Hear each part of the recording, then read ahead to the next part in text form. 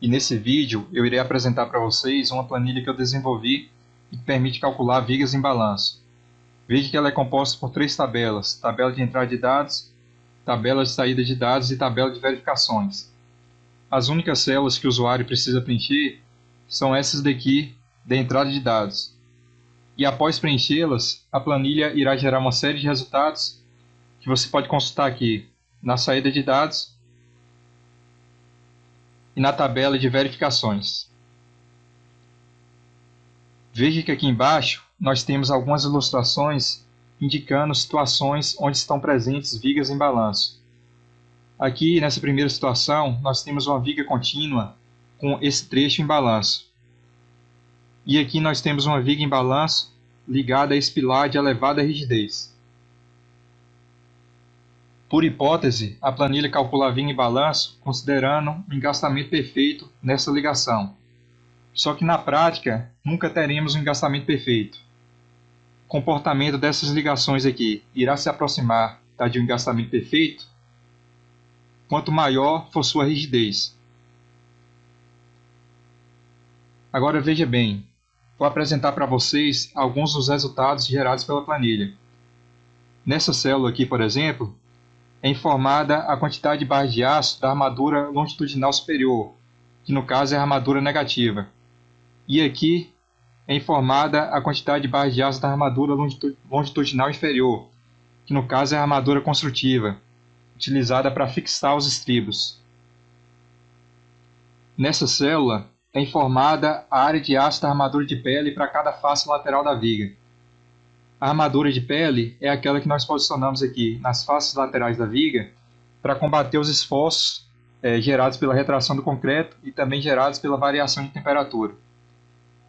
Nessa célula aqui é informada a quantidade de barras de aço dessa armadura de pele para cada face lateral da viga.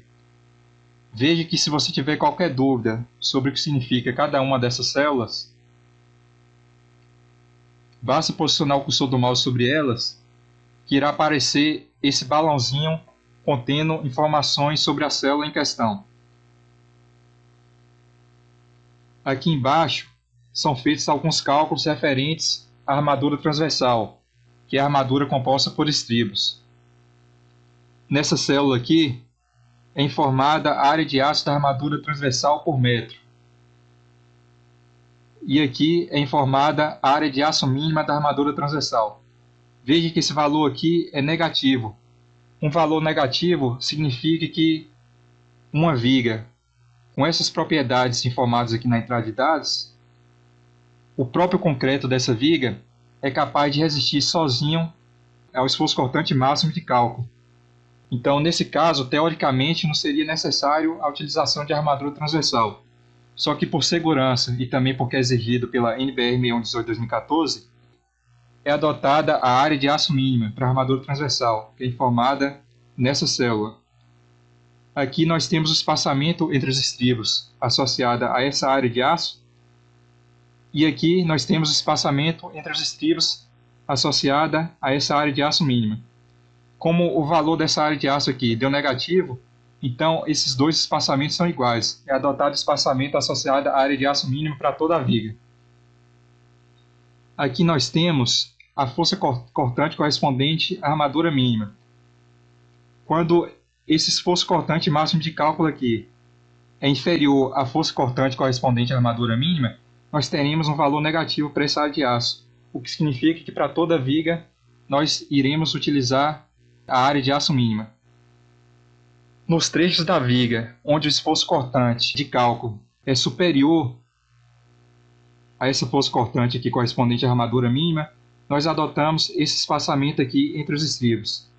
E no trecho da viga onde o esforço cortante de cálculo é inferior à força cortante correspondente à armadura mínima, adotamos o espaçamento correspondente à área de aço mínima. Aqui embaixo são feitos alguns cálculos referentes à ancoragem dessa armadura aqui negativa. Então veja bem, para determinar o comprimento dessas barras de aço da armadura negativa, nós podemos fazer a decalagem do diagrama de momento fletor. Então o valor da decalagem desse diagrama é informado nessa célula aqui. Nessa célula de baixo é informado o comprimento de ancoragem básico. Então com esses dois valores aqui, você consegue fazer a decalagem do diagrama de momento fletor e dessa forma determinar o comprimento mínimo das barras de aço dessa armadura negativa. Aqui nessa outra célula é informado o comprimento de ancoragem necessário considerando a utilização de ganchos e a área de aço efetiva da armadura negativa. Conforme está informando aí no balãozinho, a presença do gancho permite reduzir em até 30% o comprimento de ancoragem básico, conforme informado lá no item 9.4.2.5 da NBR 6118/2014. Aqui embaixo são feitos alguns cálculos referentes à flecha da viga, no caso ao deslocamento sofrido aqui pela extremidade livre do balanço. Então, por exemplo, nessa célula é informada a flecha máxima imediata. Nessa outra célula aqui é informada a flecha diferida devido ao fenômeno da fluência. E nessa última célula é informada a flecha máxima, que corresponde à soma dessas duas aqui de cima. A flecha máxima imediata e a flecha devido à fluência. O cálculo dessa flecha é feito considerando a possibilidade de fissuração do concreto. Então, se por acaso esse momento fletor aqui, que é o momento de fissuração da viga, for inferior ao momento fletor negativo máximo para a combinação rara de serviço, isso irá provocar uma fissuração na viga. E a fissuração, por sua vez, provoca uma redução da rigidez dessa viga. Então, essa flecha que é calculada considerando a rigidez equivalente, que é informada aqui nessa célula. Essa rigidez equivalente considera a perda da rigidez sofrida pela viga devido à fissuração do concreto. Antes de mostrar as verificações que são feitas, veja que o cálculo dessa flecha foi feito considerando a combinação quase permanente de serviço. Então vamos lá, vou apresentar para vocês agora algumas das verificações que são exigidas pela NBR 6118/2014 e que são feitas aqui pela planilha. É feita a verificação em relação à instabilidade lateral. É feito também a verificação se a armadura longitudinal calculada aqui para essa viga em balanço não ultrapassa a armadura longitudinal máxima imposta pela NBR 6118/2014. No caso, a área de aço dessa armadura longitudinal não pode ultrapassar 4% da área da seção transversal da viga. Aqui embaixo é feita a verificação da segurança contra a ruptura das diagonais comprimidas de concreto. Essa segurança estará garantida se essa força cortante máxima de cálculo aqui for menor ou igual à força cortante resistente de cálculo, que é esse VRD2. Aqui é verificado se a flecha máxima total é menor ou igual à flecha máxima admissível. Aqui é feita a verificação do espaçamento dos estribos. É verificado se o espaçamento calculado aqui para os estribos não ultrapassa o espaçamento máximo imposto pela NBR 6118/2014. É verificado também se o espaçamento entre os ramos dos estribos não ultrapassa esse valor máximo aqui, também prescrito pela norma. Se por acaso esse espaçamento calculado aqui ultrapassar esses espaçamentos máximos prescritos pela norma, o que você deve fazer? Você deve adotar o espaçamento para os estribos menor ou igual a esse valor informado aqui nessa célula. Aqui é feita a verificação da bitola dos estribos. De acordo com a NBR 6118/2014, a bitola dos estribos não pode ser inferior a 5 mm e também não pode ser inferior ao valor que você obtém dividindo a largura da viga por 10. É verificado também aqui se a largura da viga é maior ou igual a 12 cm e se é menor do que 5 vezes a altura útil. A altura útil é esse valor que nós informamos aqui na entrada de dados, que corresponde à distância da fibra mais comprimida de concreto até o centro de gravidade da armadura tracionada. E aqui embaixo é feita a verificação do domínio de deformação.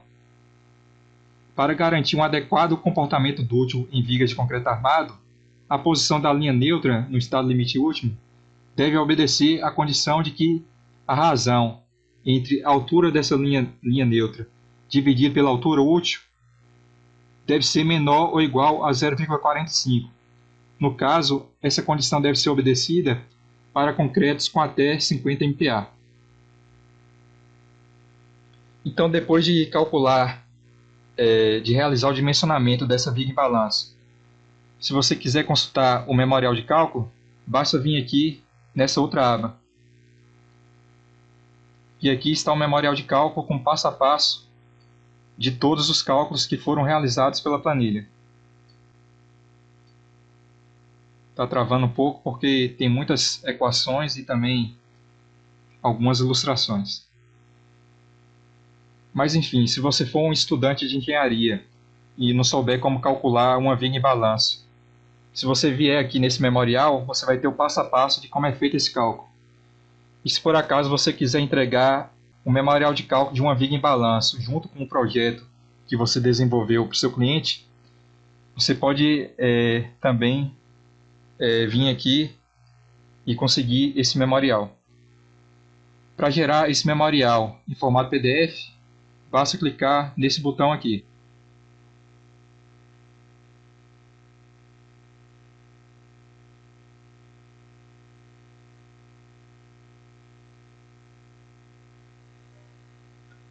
Então, após alguns segundos, é gerado esse memorial de cálculo em formato PDF com passo a passo de todos os cálculos que foram realizados.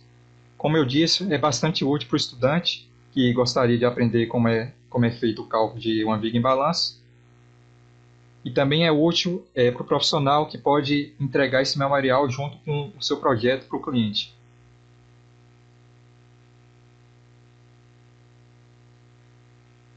Se você quiser salvar esse memorial, basta vir aqui em Salvar Como e escolher o local onde você gostaria de salvar. Você pode salvar aqui, por exemplo, na área de trabalho. Vou colocar viga V1, por exemplo. Você pode colocar o título que você quiser aqui. Depois clique em salvar. Aí veja que ela foi salva aqui na área de trabalho.